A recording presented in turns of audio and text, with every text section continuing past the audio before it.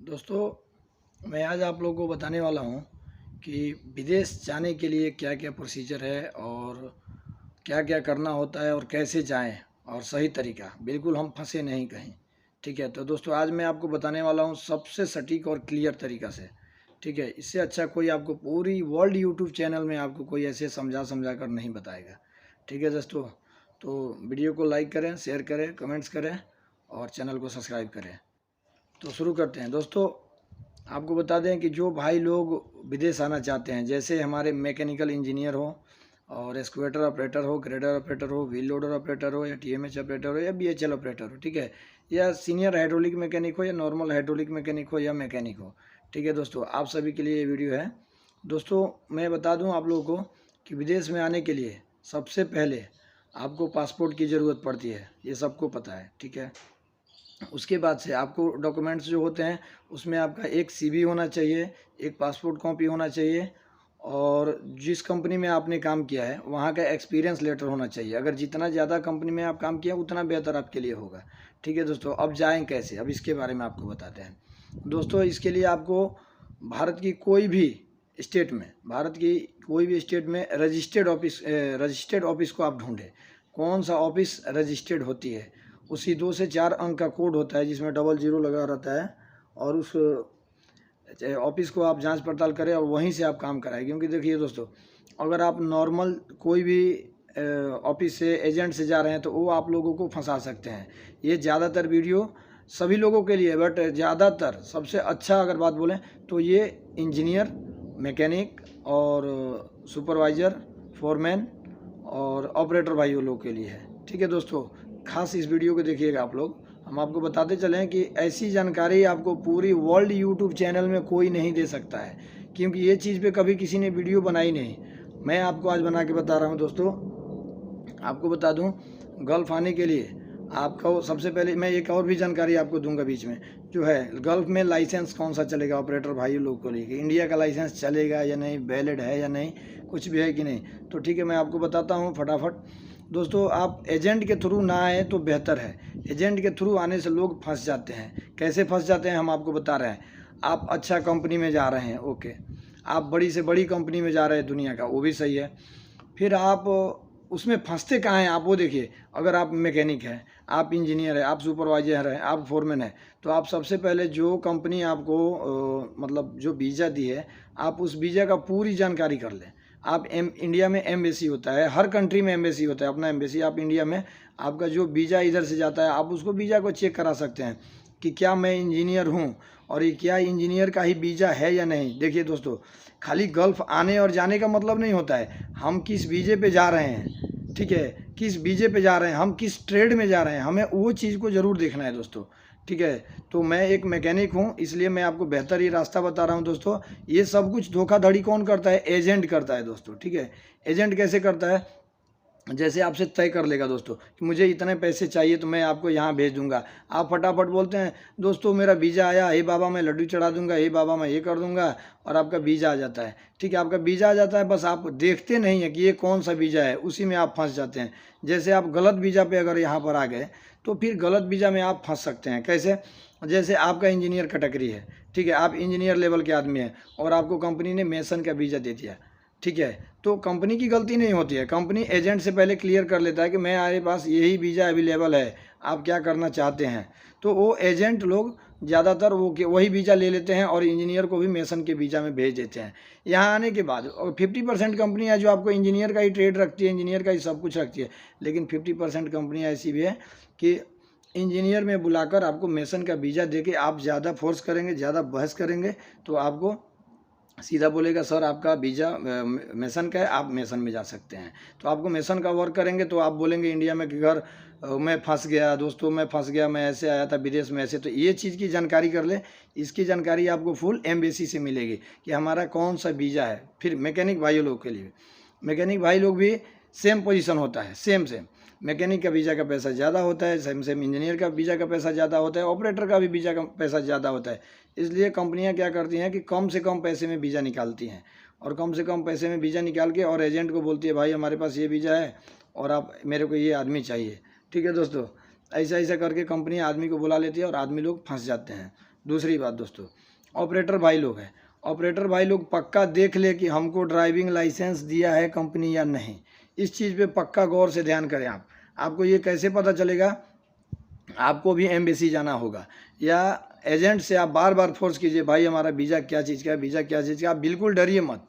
अगर आप नौकरी करना चाहते हैं तो बिल्कुल डरिए मत। आप बोलिए भाई ये हमको वीज़ा क्या चीज़ का है, ठीक है। वो 2-3 बार आप फोर्स करेंगे तो वो पक्का बताएगा भाई आपको जाना है तो जाओ, या तो मत जाओ, वीज़ा ये चीज़ क्या है, ये भी बता सकता है।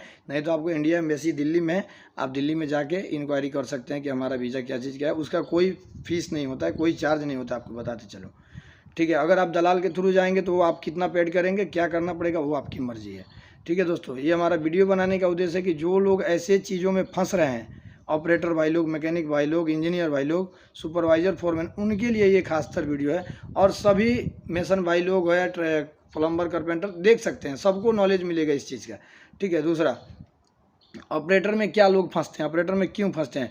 जैसे में कोई भाई है एस्क्वेटर बोले तो पोकलेन ऑपरेटर में आ रहा है, कोई बीएचएल बोले तो जेसीबी ऑपरेटर में, बैको होल्ड लोडर ऑपरेटर में आता है, या व्हील लोडर, जैसे व्हील लोडर जो होता है हमारा उस ऑपरेटिंग में आ रहा है। उसमें क्या होता है, कंपनियां क्या करती है, सेम वीज़ा प्रोसेस कर देती है। कोई कारपेंटर, कोई स्ट्रक्चर फिटर, ये सब चीज़ का प्रोवाइड कर देती है कंपनी, और वो लोग आ जाते हैं। वह यहाँ आने के बाद क्या होता है कि वो लोग कभी लाइसेंस नहीं बना सकते हैं दोस्तों, क्योंकि लाइसेंस बनाने के लिए पूरा वीज़ा जो है वो ड्राइवर वीज़ा होना चाहिए, नहीं तो उसका जो ऑपरेटर लाइन का वो वीज़ा होना चाहिए, तभी जाके लाइसेंस बन सकता है। तो आप गल्फ़ आने से पहले इस चीज़ का ध्यान रखें कि हमारा वीज़ा क्या चीज़ का मिला है, ठीक है दोस्तों। अगर आप उस वीज़े में नहीं आ रहे हैं और कंपनी अच्छी नहीं है तो जिस वीज़े में भेजिए, आपको कंपनी यहाँ पर दबा के आपको काम करवा सकते हैं। आप कहीं भी किसी एम्बेसी में कोई कंप्लेन नहीं कर सकते हैं, क्योंकि हर कंट्री में, हर देश का एम्बेसी होता है। जैसे आप बांग्लादेश है, पाकिस्तान से हैं, इंडिया से हैं, नेपाल से हैं, भूटान से है, जापान से हैं, या कजाकिस्तान से, कहीं से भी हो आप, ठीक है। हर कंट्री का, जिस कंट्री में आप जाते हैं वहाँ पर एम्बेसी होता है। उस एम्बेसी में सुनवाई, ये आपके लिए होता है एम्बेसी, ताकि आप कोई कंप्लेन करें, कोई बात करें तो वो लीगल कंपनी के ऊपर एक्शन ले सके। एम्बेसी इसी के लिए होता है। लेकिन अगर आपका मेसन का वीज़ा है तो आप कैसा, आप जो काम करवाएगा कंपनी करना पड़ेगा। आप एम्बेसी में जाएंगे कि सर मैं तो इंजीनियर था, सर मैं तो ऑपरेटर था, तो फिर अगर आपको एम्बेसी बोलेगा नहीं सर आपने तो मेसन का वीज़ा पे साइन करके आया, तो आपको मेसन का काम करना पड़ेगा। या कैंसिल जाना चाहते हैं तो जा सकते हैं, बट कंपनी के ऊपर है। अगर कंपनी कैंसिल भेज रही है तो आप जा सकते हैं, नहीं तो कंपनी बोलेगी कि हमारा वीज़े का जो पैसा है वो पेड करो, तो आपको दोस्तों पेड भी करना पड़ेगा, तभी कंपनी जाके कैंसिल कर सकती है, ठीक है दोस्तों। और एक बात आपको बता दें कि लाइसेंस जो है, अगर आप गल्फ रिटर्न है या फ्रेशर है, रिटर्न मान के चलिए, आप रिटर्न है और गल्फ में आना चाहते हैं, जैसे Oman, Dubai, Bahrain, Vietnam, Muscat, Saudi Arabia, अगर ये जगह में कहीं भी जाना चाहते हैं, आपके पास लाइसेंस है, तो आपको पक्का सबसे पहले ये देखना है कि हम लाइसेंस वाले हैं। इसका मतलब आपको एटीट्यूड नहीं करना है कि हमारे पास लाइसेंस है भाई हमारा काम हो जाएगा, ऐसा कुछ भी नहीं करना है, क्योंकि कंपनी धोखा कर सकती है। कंपनी नहीं, एजेंट धोखा कर सकता है। कंपनी तो एजेंट को बताती है कि भाई हमने आपको ये वीज़ा दिया है, ठीक है। तो अगर आप ऑपरेटर में हैं, ड्राइवर में हैं, तो आप अपना जो लाइसेंस है सोच रहे हैं कि यहाँ पर आके रिन्यूअल कराएं, तो सबसे पहले आपको देखना है कि हमारा वीज़ा ड्राइवर या ऑपरेटर का है कि नहीं। ड्राइवर या ऑपरेटर का होगा तो आपका लाइसेंस वैलिड हो सकता है और रिन्यूअल हो सकता है दोस्तों, ठीक है। और आपको बताते चले कि कंपनियां जो है, ज़्यादातर बड़ी बड़ी कंपनियां हैं वो ट्रेडबल इंसान को ही लेती है। जैसे ट्रेडबल में इंजीनियर हो गया, मैकेनिक हो गया, या सीनियर जो बड़े बड़े लोग हैं उन्हीं को लेती है कंपनियां, ठीक है, जो बड़ी एक्सपीरियंस होल्डर है, ठीक है दोस्तों। तो आपको बताते चले कि जो कंपनी आपको बुला रही है तो उससे पूरी सर्टिफिकेट आप लें कि सर हम कौन सा ट्रेड में आ रहे हैं, हम कौन सा काम में आ रहे हैं, नहीं तो आप फंस सकते हैं। अगर आपको मैकेनिक वीज़ा दे दिया ऑपरेटर को तो भी कोई फ़ायदा नहीं, ऑपरेटर को मेसन वीज़ा दे दिया तो कोई फ़ायदा नहीं। बहुत सारे लोग आके फंस चुके हैं जो सोचे कि हम गल्फ जाके लाइसेंस अपना रिन्यूअल कराएंगे तो हमारा आगे का काम होगा। लेकिन दोस्तों कंपनियां ऐसा नहीं करती है, आपका लाइसेंस भी रद्द हो जाता है, बेकार हो जाता है, और आके आप फंस भी जाते हैं। बट ड्राइविंग लाइसेंस सब कुछ वही दे सकती है कंपनी, ये बहुत सारी कंपनियाँ हैं, ठीक है दोस्तों। और आपको लाइसेंस के बारे में बता दें दोस्तों कि इंडिया का लाइसेंस में और गल्फ़ का लाइसेंस में फ़र्क क्या है। दोस्तों साफ साफ बता दें कि इंडिया का लाइसेंस गल्फ़ में कोई महत्व नहीं है, ठीक है, कोई महत्व नहीं है, उसका डस्टबिन में डालने के बराबर है, ठीक है। और ओमान या बहरीन, वियतनाम, कुवैत, कहीं का भी लाइसेंस इंडिया में भी डस्टबिन में डालने के बराबर है, क्योंकि हर कंट्री का अपना लाइसेंस वैलिड किया जाता है, वो अपने पास रखते हैं कि हमारा लाइसेंस हमारे पास। लेकिन एक और ख़ास बात है, पूरी वर्ल्ड में एक ऐसी लाइसेंस है जो गल्फ़ में मिलता है, जो गल्फ़ का लाइसेंस है दोस्तों जिसके पास, वो गल्फ़ में किसी भी गल्फ़ में जा सकता है। उसका कारण होता है उस गल्फ़ का कैसे जाएँ, लाइसेंस में तो कहीं लिखा नहीं रहता है कि बहरीन, वियतनाम, कुवैत, कुछ भी लिखा नहीं रहता है दोस्तों। तो आपको मेन पकड़ने का जो तरीका है मैं आपको वो बताता हूँ, वो ट्रिक बताता हूँ कैसे पकड़ेंगे। ये बीच का जो मैं वीडियो है इसमें देखिए आप, एक लाइसेंस है, उस लाइसेंस के ऊपर मैंने फिंगर दबा रखा है, ठीक है। वहाँ देखिए लाइसेंस के ऊपर एक लोगो होगा, उस लोगो के अंदर में कलर है, 4-5 कलर है। यानी बहरीन का जो कलर है, वियतनाम, ये सऊदी अरब का कलर है, और ये जो कुवैत का कलर है, ओमान का कलर है, और दुबई का कलर है। उसमें अगर 5 कलरों में एक लोगो है, उसमें 5 कलर मेंशन है, तो आप कहीं का भी लाइसेंस गल्फ़ का कहीं भी जा सकते हैं बैलेट टाइम तक, ठीक है दोस्तों। ये लाइसेंस का पहचान है, जो इसमें 100% में 50% लोगों को पता ही नहीं है कि ये कैसे मालूम पड़ेगा वैलिड है कि नहीं है, ठीक है दोस्तों। और दूसरा आपको बात बता दें कि आप पूरी इंक्वायरी, पूरी जानकारी लेके किया करें काम, और गल्फ़ निकले। और ऑपरेटर हैं तो खासकर दोस्तों, मैं एक मैकेनिक हूं और मैं ऐसा चैनल बनाया हूं ताकि सभी मैकेनिक भाई, ऑपरेटर, इंजीनियरों को फंसने से बचाया जा सके, ठीक है दोस्तों। हमारा यही उद्देश्य है, और वीडियो को देखते रहिए और हमें लाइक करते रहिए ताकि हमारा मनोबल बढ़े और भी आपके लिए जानकारियाँ ऐसा जुटा सके, ठीक है दोस्तों। और आपको बता दें कि दोस्तों जो लोग यहाँ पर आ जाते हैं, सैलरी जो होती है, एजेंट लोग बता देते हैं कि हम तुमको 200 रियाल या 200, मतलब बहरीनी 200 जो होता है बहरीनी दिनार, वो दिलाते हैं, या 2000 सऊदी रियाल दिलाते हैं। दोस्तों इसमें भी आपको एक चीज़ देखना है, वो बोल दिया एजेंट, यहाँ पर आने के बाद इंटरव्यू लिया जाता है और काम कराया जाता है आपसे। अगर काम में फेल आए तो आपका सैलरी भी कम किया जा सकता है। ऐसे भी कंपनियाँ होती है, कुछ कंपनियाँ हैं जो इंटरव्यू भी देती है, और नहीं है तो ट्रेनिंग भी देती है, और सैलरी वही भी रखती है। ऐसा भी होता है, वो आपका लक और तकदीर के ऊपर है, ठीक है दोस्तों। तो ऐसा फंसे नहीं। और मैं जहाँ तक बोलूँगा दोस्तों, वो गांव में जो बिहार यूपी से रहने वाले ज़्यादातर लोग हैं, मैं उनको देखा हूँ जो मेसन ट्रेड में है और अदर ट्रेडों में, वो बॉम्बे जाने से हिचकिचाते हैं, दिल्ली जाने से हिचकिचाते हैं, ठीक है दोस्तों। तो वहाँ जाने में हिचकिचाए नहीं, आप रजिस्टर्ड ऑफिस में ही जाए तो आप कभी नहीं फंस सकते हैं। लोग कहते हैं कि दुबई गए थे और हम फंस गए, सऊदी गए हम फंस गए, बहरीन गए हम फंस गए, तो बकरी चरा रहे हैं तो भेड़ चरा रहे हैं। ये होता है, ये रियल है दोस्तों, ये एकदम हकीकत है। ये कैसे होता है मैं आपको बता रहा हूँ। आप वहाँ से आ रहे हैं, अगर इंडिया से आप आ रहे हैं तो सबसे पहले आप कॉल कीजिए, वो कंपनी का नंबर ले लीजिए, आप कंपनी में कॉल कीजिए, एजेंट से बोलिए कि भाई हमारे वहाँ पर कंपनी में कॉल कर देना। नहीं तो आप अगर एयरपोर्ट पे आ गए, सोचिए अगर आप एयरपोर्ट पे आ गए और आप वेटिंग लिस्ट में हैं, आपका नाम का बैनर लेके आएगा कोई, भाई ये आदमी नाम का इसमें कोई आया है, तो आप देखेंगे, अपना नाम पकड़ लेंगे, फिर आप उससे इंक्वायरी करेंगे कि सर ये नाम तो हमारा है, बट आपके पास क्या प्रूफ है कि आप उस कंपनी से आए हो। तो उस कंपनी का कोई लोगो या लेटर पैड या कुछ भी, या गाड़ी का सैंपल कुछ भी दिखाएगा, और आप उस कंपनी का सैंपल ज़रूर देखें आने से पहले कि उस कंपनी का लोगो है क्या, फिर आप उस गाड़ी में जाके बैठें और कंपनी तक जा सकते हैं। नहीं तो अगर आपको कोई लेने नहीं आया दोस्तों, और आप एयरपोर्ट में फंसे रह गए, तो कोई भी आम आदमी आएगा, अरबी आएगा और बोलेगा भाई ऐसे ऐसे, और आप मजबूर हैं, आपके पास कोई ऑप्शन नहीं है जाने के सिवाय।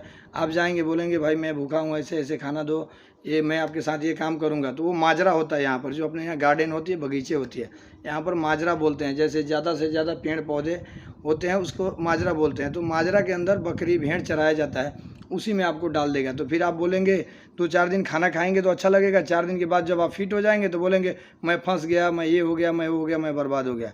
तो ऐसे नाटक ना करें, आप पूरी जानकारी लेके इस वीडियो को पूरी देखें, हमेशा स्किप ना करें। पूरा वीडियो देखने के बाद ही आप इंटरव्यू कहीं करें और सब कुछ करें।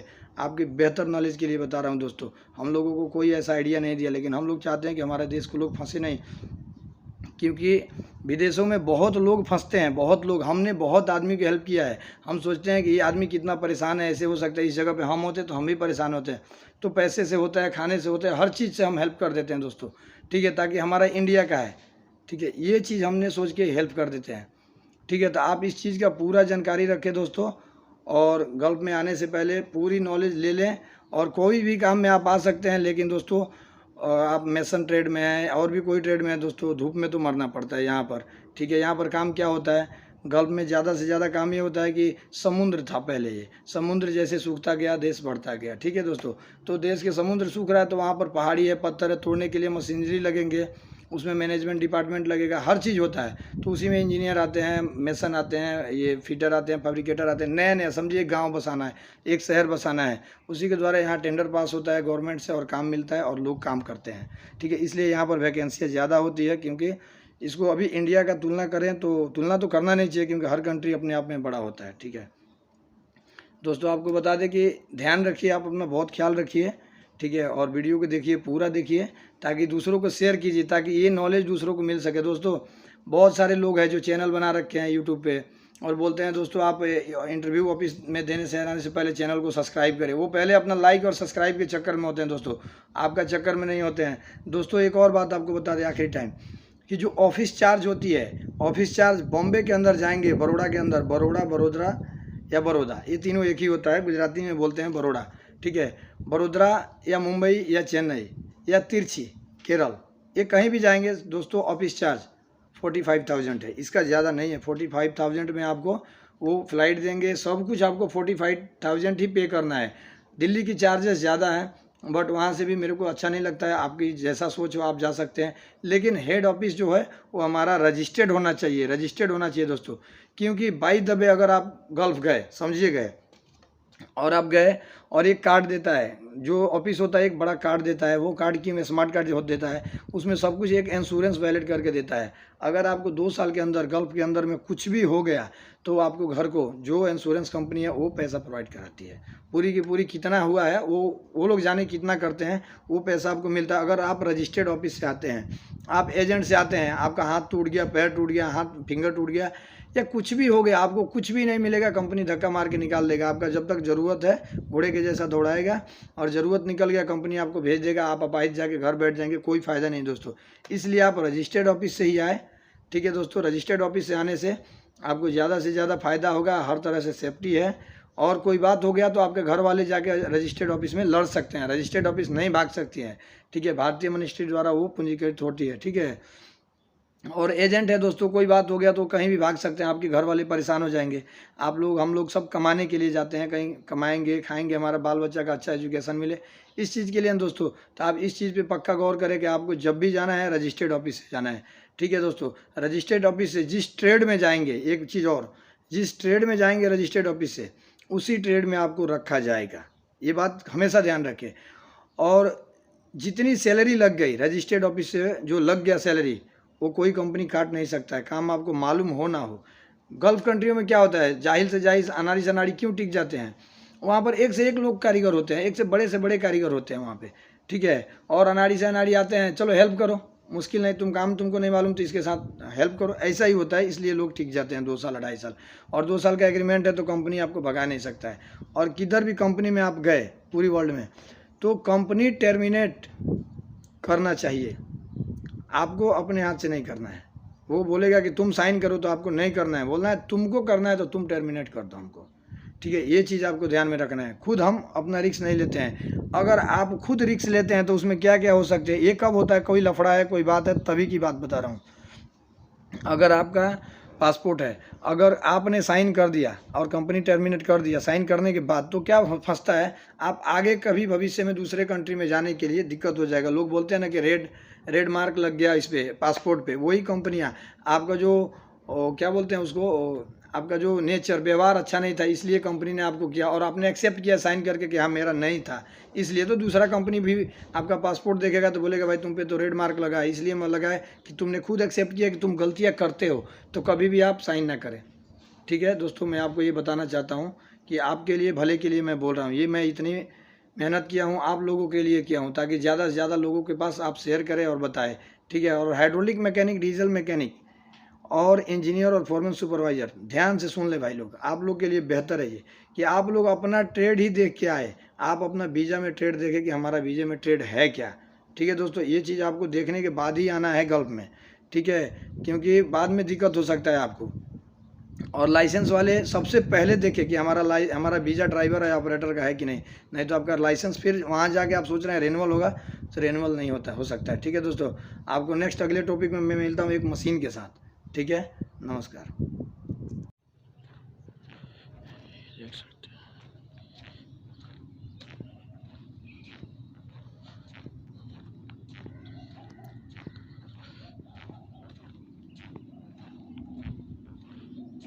ये ट्रेलर है छोटा वाला, और ये हाथी का जो सूंड होता है, ये वो मशीन है, बूम, मतलब बोले तो पंप है, उसका बूम है ये, ठीक है। और ये कमोड्सो का बुलडोजर 155, ठीक है दोस्तों, ये देखिए कमोड्सो का बुलडोजर है।